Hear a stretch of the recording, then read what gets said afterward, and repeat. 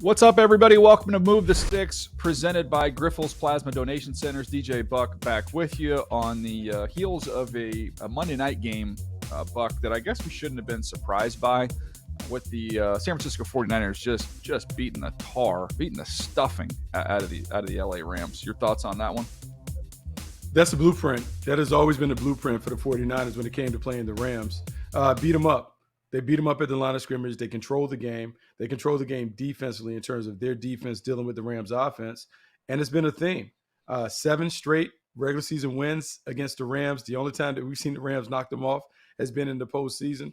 This is a team that is very confident in playing Sean McVay and this style of offense. And I think they also, you know it, DJ, when you were at the Baltimore Ravens or whatever, there's certain teams that they're just not going to match up the physicality. It's going to overwhelm them at some point of the game. And even though they may act like tough guys, they're not a tough guy team. And I think what we see is in the 49ers-Rams matchup, the Rams would be just not a tough team when it comes to their physicality and toughness dealing with the Niners.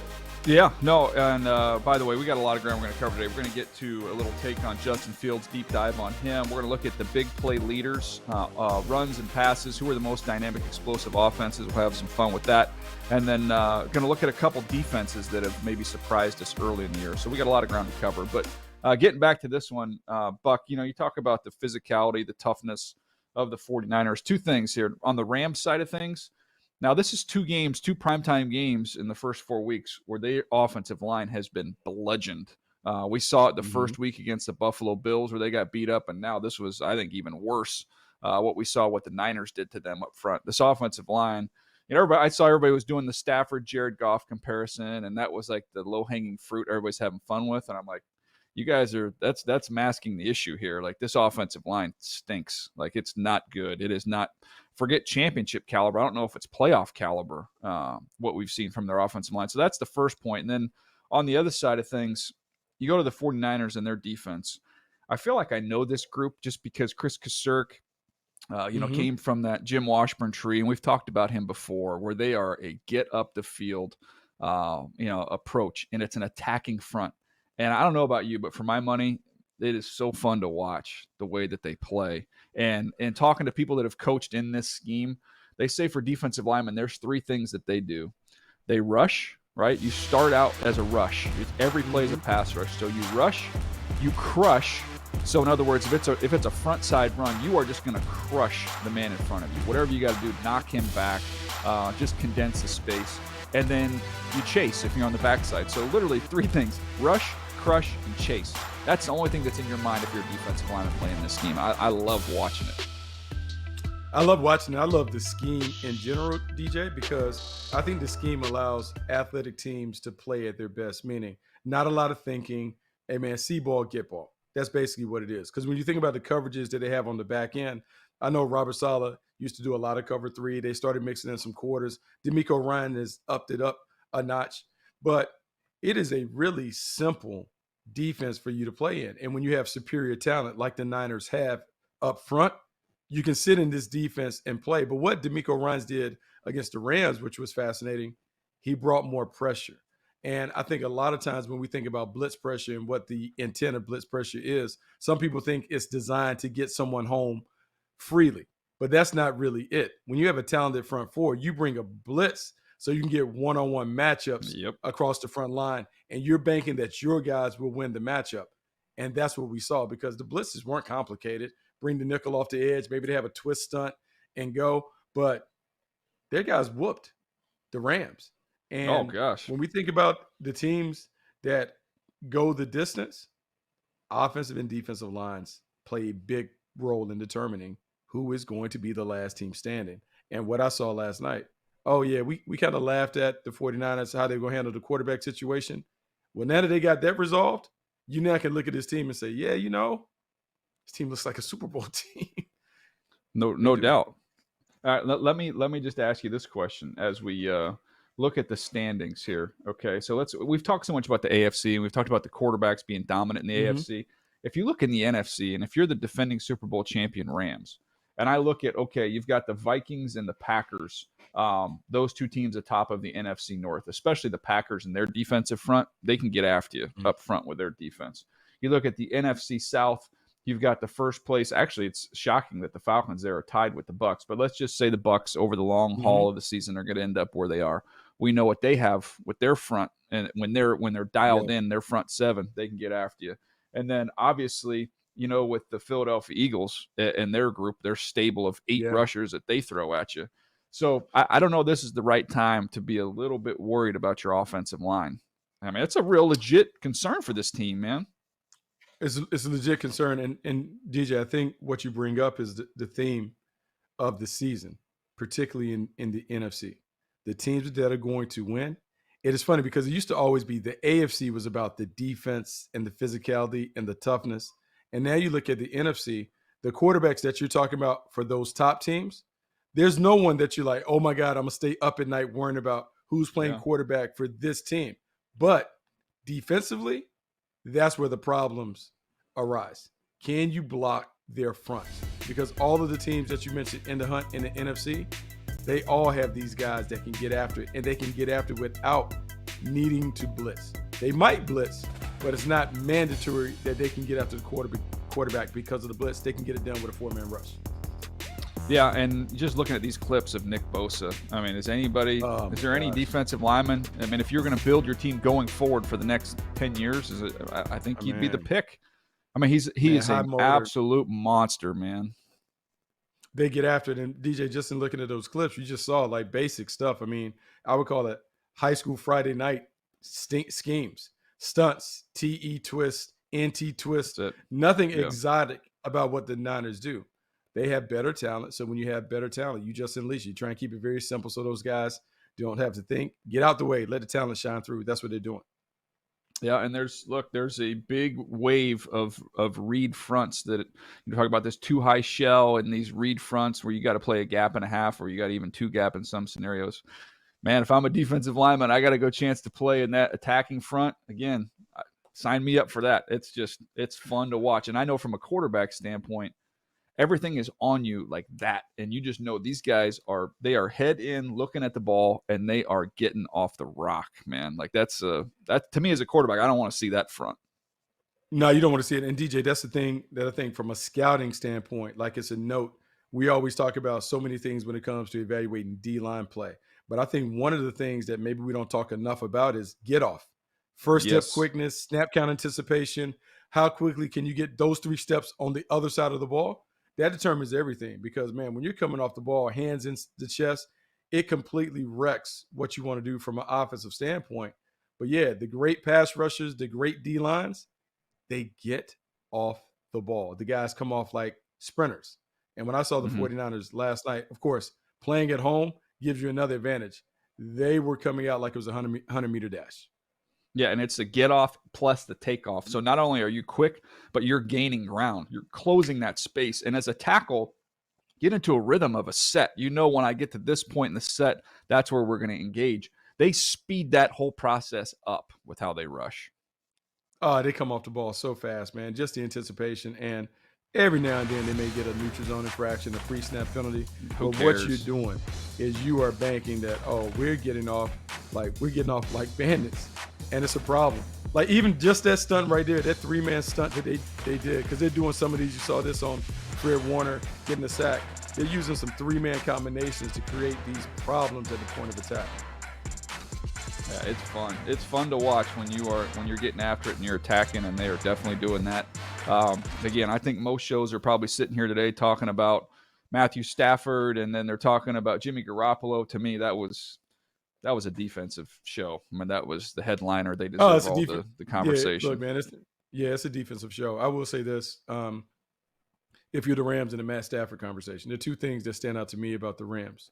One, the running game is null and void. Now, the running game is null and void because the offensive line can't control the line of scrimmage. And so much of what made this Sean McVay offense work, even at the beginning, the run game and the compliments that came off of the run created big plays in the past. Now what you're seeing, the meshing of Sean McVay's offense with Matthew Stafford has changed the offense. The offense now more standard traditional offense as opposed to the movement-based misdirection deception offense that really made this offense very difficult. And as they go further down the road with Matthew Stafford, this offense kind of becomes like the offense we saw in Detroit. And it's a lot of isolation routes. Like basically, it's almost like watching James Harden go to work. It's Cooper Kupp on the outside, winning one-on-one against everybody. That's not a sustainable model, because even if Cooper Kupp is getting 12 and 13 catches, DJ, he's averaging less than 10 yards a pop. Like, that's not enough to really impact the game. So teams are saying, like, yeah, Cooper Kupp can get his, but no one else is functioning. No one else is doing anything. For the Rams to win, more people have to be involved. And I think this offense has to kind of go back to the original premise, where they use the running game, misdirection, and deception to create big plays on the perimeter. Well, I'm glad you mentioned big plays, because we're going to get there in just a moment here. We're going to take a break. We're going to come back. We're going to talk about Justin Fields, and we're going to look at who is leading the league in big plays. This is something that was tweeted out by Marcus Mosier. It is very interesting, just kind of looking at the runs of 10-plus yards, the receptions of 20-plus yards. Combine those, and then you get your big play numbers. And when you see where the Rams stack on this list, it's going to very much supplement the point that you were just making. So we're going to get right to that just after this. Also going to hit on the Chicago Bears and their young quarterback, Justin Fields.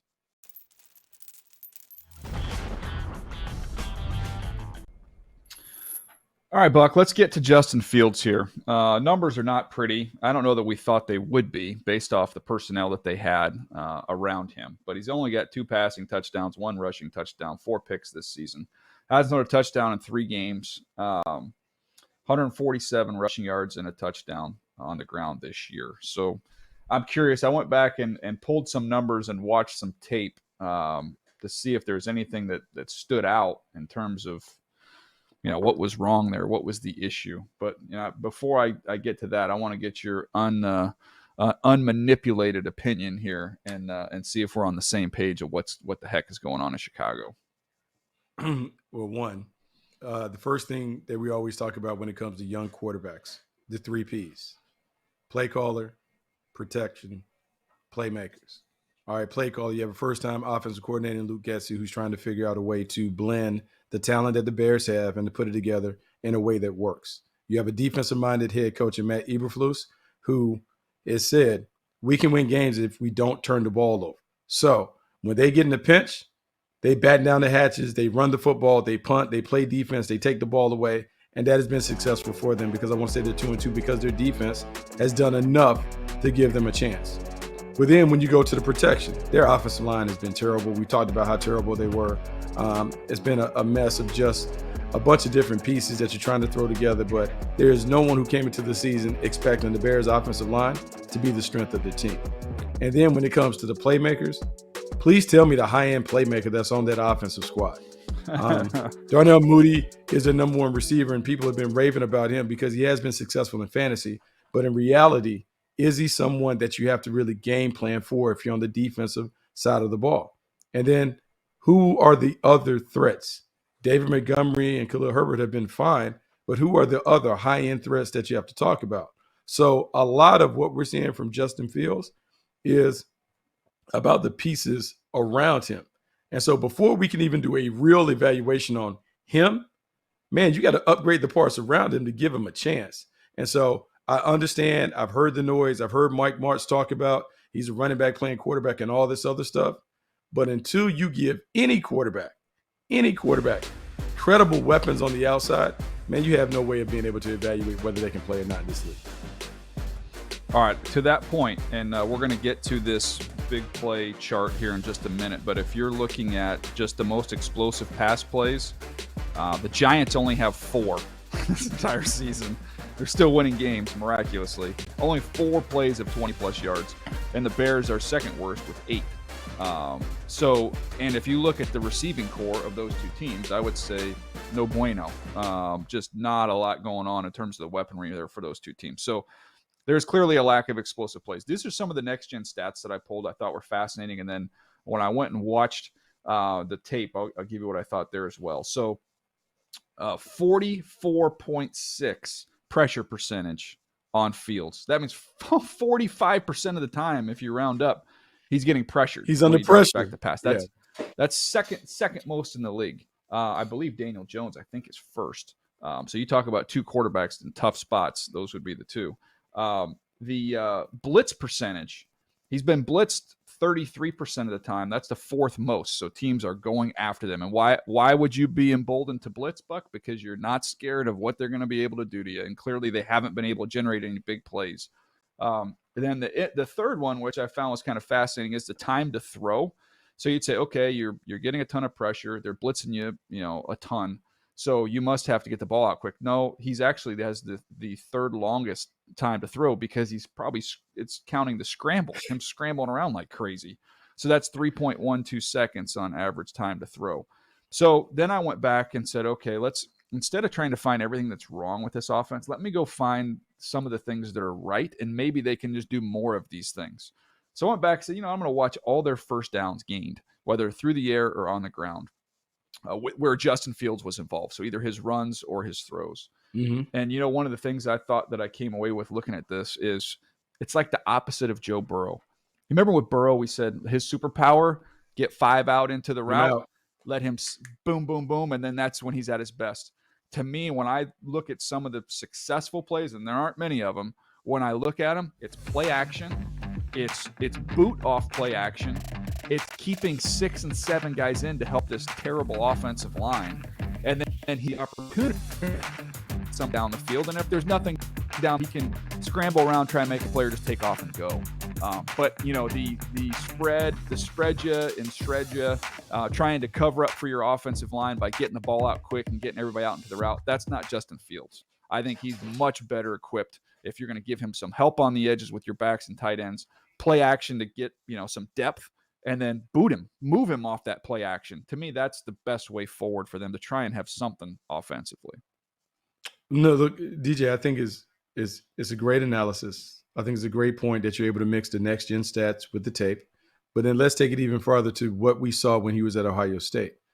At Ohio State, we talked about his ability to see the entire field and how it was better when they did half field reads, things that were in levels, things that were right in front of him. Well, when you think about a young quarterback, you think about the easiest way to build a passing game for anybody, whether I'm at high school all the way up. Half field reads, maximum protection to make sure that he doesn't get hit, because then that way he is able to see exactly what he needs to, where he needs to throw it, and he makes simple reads. When I think about the Bears in the running game, they have been able to run the ball successfully. So now that you run the ball successfully, the natural complement to that, deep play action passes off complementary run action plays. So if you're running an outside stretch, the play action fake should be some kind of form of an outside stretch play that allows Justin Fields to get deep away from the line of scrimmage. And when he throws it deep down the field, overs, crosses, posts, whatever you want to call it. And so to me, it is, all right, we're a quarter of the way into the season. Let's look at what we do really well. We're running the ball, and he is throwing off 6 and 7 man protection routes. That needs to be the passing game. Thinking about you can do all this other stuff, like that's great. But now that we're playing in the season, you have to do what works for the young quarterback who is playing the game. And so for Justin Fields, it's maximum protection, 2 and 3 man routes, push it down the field, and then bootleg and use his athleticism to make it happen. Yep, absolutely. And that's going to get us to this next conversation, which is the big plays. And so let's get to the Bears there. I mentioned only 8 explosive pass plays, which is second worst in the league. But if you look at their explosive runs, you mentioned it, Buck, 24, second in the league. So it's fascinating to me, and we'll get to the leaders on this thing, on the leaders. It's the Eagles, the Lions, and the Packers. But right below them in terms of big plays are actually the Browns and the Bears, and it's lopsided. The Browns have 25 rushes and only 9 passes. So 25 runs of 10-plus yards, only 9 passes of 20-plus yards. The Bears, 24 runs of 10-plus yards, only 8 receptions. How it's hard if you're the Browns and you're the Bears to run the ball that well. How are you not able to pay that off with some big chunk plays as the box gets crowded, as the safeties are coming down? How are you not paying this off with big plays? Yeah, so there are a couple of different things. You know it because we worked in leagues for a long time. Sometimes the play caller is not the same guy who is calling the run game. And so because they're not the same, they may not be able to marry complementary passes with what works in the running game. So those guys have to be on the same page. Whoever's the run game coordinator, he and the offensive coordinator have to be on the same page to make sure that the running game looks like the passing game and vice versa. Secondly, Sometimes you go into the season thinking we're going to play this way based on the moves that we made in the offseason. I want to do this. I want to go spread. I want to throw it out. We want to get it out of his hands, yada, yada, yada. But at some point, after a quarter of the season has been played, you do a self-scout and you say, hey, guys, I know we spend all our time doing this. We can't do that. Now we got to make sure we do what works for us. And DJ, it happens. The best teams are able to adapt and adjust to their personnel and their circumstances and whatever else impacts the offense and the defense. So I would like to think that now, after 4 games, Luke Getsy, Matt Eberflus, they get on the same page. And Eberflus is like, hey, here's what I want to see from our offense. We're doing a good job when we take care of the football. We're running the ball really well. Let's find a way to help the quarterback. He appears to be playing well on play action, so let's take a handful of shots. His pitch count is 20 to 25 passes, whatever that looks like, because we're going to run the football. We're going to take care of it. When he throws it deep. If not, he can roll and get out of bounds, and we'll play defense like ping pong. So to me, that's the Bears' best course of action. They got to have that conversation to make sure they protect the quarterback, but more importantly, they give their team the best chance to win because they have won games with this formula. They just got to find a way to continue to sustain it while the rest of the league adapts to what they're doing. Yeah, it is amazing, though, the limited number of passing attempts. I mean, they had a bad weather game, a really bad weather game against San Francisco in the opener, so I understand that, but they have not thrown it very much. The interesting thing, the 3 teams I mentioned there at the top, the Eagles, the Lions, the Packers, not only those the top 3 in terms of combined big plays, but they're balanced. The Eagles, 20 rushes, 16 passes. The Lions, 17 rushes, 18 passes. The Packers, 18 rushes, 17 passes. So they're getting big plays, and it's a mixture of on the ground and in the air. It's a sign of 3 pretty complete offenses. I don't think we're surprised or not super surprised to see the Eagles there with all the weapons they have and Jalen Hurts taking the next step. The Packers with 2-time back-to-back reigning MVP, not a surprise. The Lions would be the one. And we broke that down on a previous episode about what they're doing offensively, and hat tip to them. They are rolling. The thing that's interesting to me, Buck, look at the bottom of the list. The 2 least explosive teams in the NFL through 4 weeks are the 2 teams that played in the dang Super Bowl last year. That's the Cincinnati Bengals only have 17 big plays, and the Rams are dead last with 16 big plays. So they are playing station-to-station ball, and they have just had nothing explosive on the ground or in the air for either one of those teams. That's pretty shocking, don't you think? Well, it's shocking, but then, DJ, is it really? Because you know what happens in our league. In our league, what everyone does is they copy the winners. And so when you go to the Super Bowl, your tape has been scoured by everybody in the league. What did the Cincinnati Bengals do to make themselves a Super Bowl team? How have the Rams been able to get it done? So every team is studying and implementing and defending the schemes that those 2 teams put into play. And if you are Sean McVay or Zach Taylor, if you don't continue to build upon what you've already established, well, then the offense can get stale. And so those guys have to challenge themselves to continue to get in the lab and to find different ways to expand upon what they're doing. Maybe it's more misdirection. Maybe it's more pre-snap disguise, motion shifts to kind of mask some of our base plays. But they got to add a level of deception to what they're doing to keep people from squatting on the routes and the concepts that were popular for them last year. Hey, no doubt. Interesting list. Again, hat tip to Marcus Mosher, who tweeted out this list, gave us some good content for the day. The NFL family is coming together to support Hurricane Ian's recovery efforts in Florida. Visit NFL.com/auction to bid on authentic and game ward items and support the American Red Cross's Hurricane Ian relief efforts.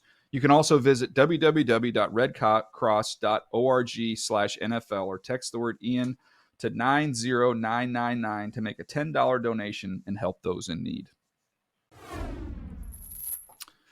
It's time for Battles Won, presented by the United States Marine Corps, and we are going to look at a couple defenses here, Buck. Look, there's the 49ers doing what they did in prime time and getting all that attention, but there's a couple other defenses playing really solid football right now and keeping their teams competitive. And I look at the Giants and I look at what the Broncos have done, and it jumps out to me. Just your take on what you've seen from this Giants defense and how in the world they've been able to find themselves at 3-1. It's a mystery to me, but their defense has played their butts off. Defense has played lights out. Wink Martindale is one of the best defensive coordinators in football. Brian Daboll has done a great job of putting his ego to the side and coaching the team to win, not coaching the team to compile stats, particularly on the offensive side of the ball. When I think about what Wink Martindale wants to do on defense, they believe in bringing pressure. They want to bring pressure all over. And the funny thing about Martindale is he values corners over pass rushers because he feels like he can create pressure with his play designs. And when you look at this team, remember, first couple games, they didn't have Kayvon Thibodeau. They didn't have Azeez Ojulari. They've been able to get it with a bunch of different people. Dexter Lawrence making contributions at the point of attack. But it's a combination of the wild, exotic schemes mixed with what we call simulated pressures, which are four-man rushes, but you never know which four guys it could be. Meaning it could be a safety and three linemen. It could be a linebacker, a safety, and two D linemen rushing. But whatever it is, it's only four coming after you, but it allows you to play maximum coverage behind it. But for the quarterback, you have no idea where it's coming from. And the thought of second-level guys coming down and rushing quickens your clock, speeds you up, makes you play at a faster pace, and that leads to mistakes. And so the Giants have been really excellent in what we call teaching conceptual football, because Wink Martindale out of his own mouth talked about, oh, we want to play positionless football. So each and every week, you never know who's doing it. We have the play. We just plug different players into the play design. So it's the same blitz for us, just different people executing. It's really remarkable. Yeah, they're tied for ninth in the NFL, averaging 17.8 points per game allowed. They're 11th with 6 takeaways. The couple things that I dug into here, you hit on Big Dexter. He played for your dad in high school. You've known him forever. He's playing outstanding. He's 24 years old, and he's been in the league for a little while. He's only 24 years old at 6'4", 340 pounds, whatever he is. I mean, he's been dominant. He is a great player.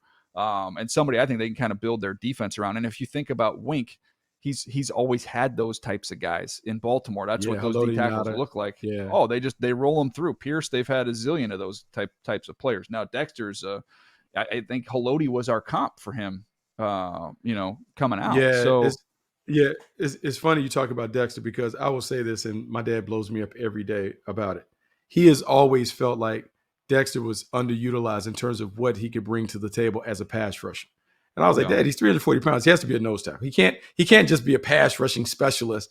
And he has always felt like that. And now what you're seeing is Wink Martindale has certainly freed him up to get after the pass. And we've seen Dexter, who's very athletic for his size, run down quarterbacks from the backside, i.e. Baker Mayfield, and those things. And so I love this defense. And I actually love the way the Giants play. I'm a believer that I believe teams have to play to the identity of the city. And when I think about the Giants and I think about the most successful Giants teams, they were grizzled, they were rough and rugged, but they were defense first, running game, take care of the ball. We beat you up because we don't mess it up.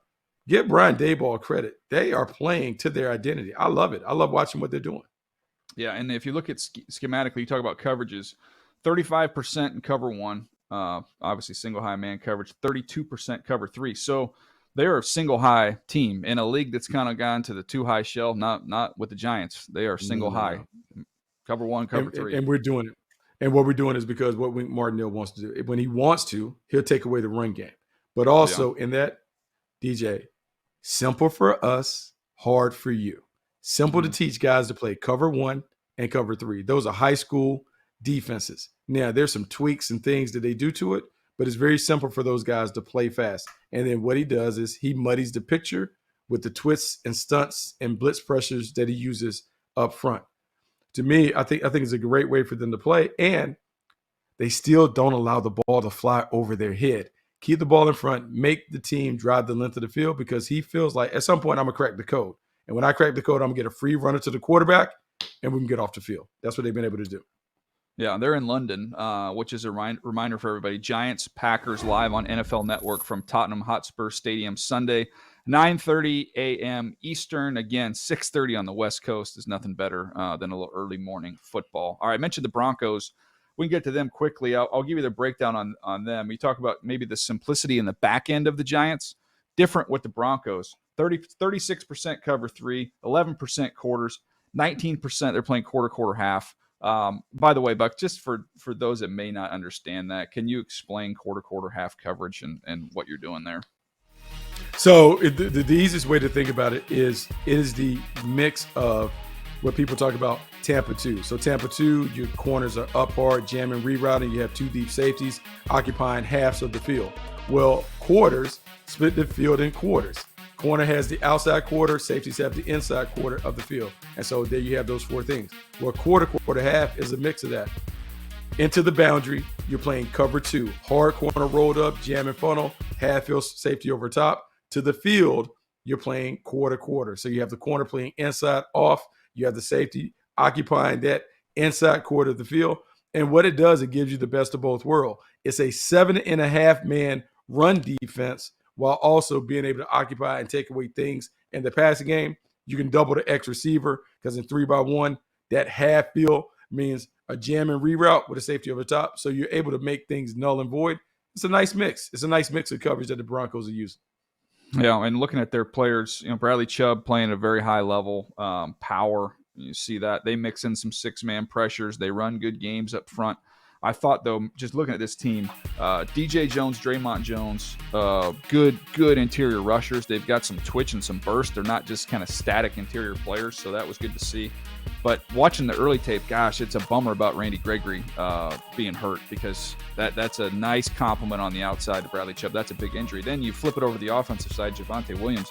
I don't know if a team's had, 2 more impactful injuries. I would say maybe the Chargers have Slater and Bosa, in terms of being out for a significant period of time. Slater missing the whole year. But those 2 for the Broncos are huge, man. Now you lose Javonte for the entire season. Yeah, huge loss for Javonte Williams because now it becomes Melvin Gordon's show. They signed Latavius Murray, but it's different. Javonte Williams, I want to say, was leading the league in yards after contact, averaging 2.51 yards per carry after initial contact. That is crazy sauce in terms of he's up there with some of the best running backs in the league when it comes to who we're talking, Henry and those guys. So he was playing at a high level. They're able to run the football, which was probably the best part of their offense. So now it becomes Melvin Gordon's show. He has to continue to do it, but he has to take care of the ball because he's one of the league leaders when it comes to fumbling. But with that defense, Randy Gregory's loss will certainly be felt. You don't have the speed and the explosiveness coming off the edge to complement Bradley Chubb. Yeah, it'll be a huge loss. They have to figure out a way to manufacture some of that stuff. All right, and a reminder, you can watch the Colts versus the Broncos on Thursday Night Football. That's at 8:15 p.m. Eastern, and that is on Prime Video, also available on NFL Plus. NFL Plus is the league's new exclusive video streaming subscription service. NFL Plus has your game day covered with live, local, and primetime regular season and postseason games right on your phone or tablet. NFL Plus is available in the NFL app and at NFL.com. Subscription plans start at just $4.99 per month. Fans can visit plusnfl.com and sign up for a free trial of NFL Plus today. So that's it. DJ, you got any final thoughts on the show? I'm going to sign us off today. We're going to do something different. Switching it up. I love it. I have zero final thoughts. I've emptied all of my thoughts. They're all gone. Okay, we're going to empty all the thoughts, and we're just going to say, love you, Blue, go Dodgers. We'll see what that looks like. Postseason baseball is going off. No. And so since I get the final word, we'll send it out that way. Thanks for listening to the Move the Sticks podcast presented by Griffles Plasma Donation Centers.